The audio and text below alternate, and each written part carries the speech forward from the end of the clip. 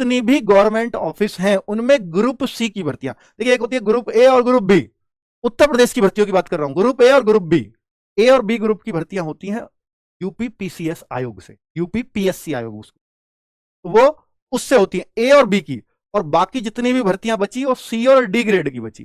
तो जो group C की है जितनी भी क्लरिकल पोस्ट है वो सब ग्रुप सी में आती हैं, और ग्रुप सी की कोई भी पोस्ट पुलिस को छोड़ करके सब पैट के अंतर्गत है यूपी के अंदर। यानी अगर आपको कहीं भी यूपी में क्लर्क बनना है, बैठने है, क्लर्क लेवल की जॉब लेनी है, तो आपको पैट देना ही पड़ेगा। लेखपाल भी उनमें एक है, सबसे फेमस जॉब उनमें लेखपाल की है, ठीक है, पटवारी की।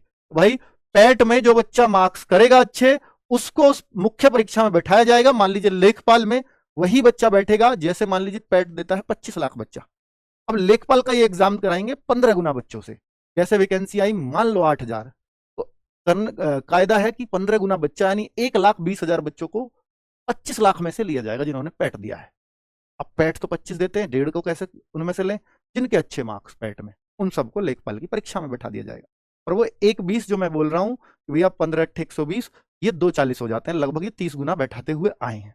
15 गुना कहते हैं, पर ऐसी कोई भी परीक्षा नहीं है पैट के अंतर्गत जो 30 गुने जिस परीक्षा में ना बैठाए हों। चाहे वैकेंसी 100 रही, 3,000 बच्चों को बैठाया गया या उससे भी ज्यादा, अगर वैकेंसी 1,500 रही तो फिर उसमें 45,000 बच्चों को बैठाया गया या उससे भी ज्यादा बच्चों, ठीक है।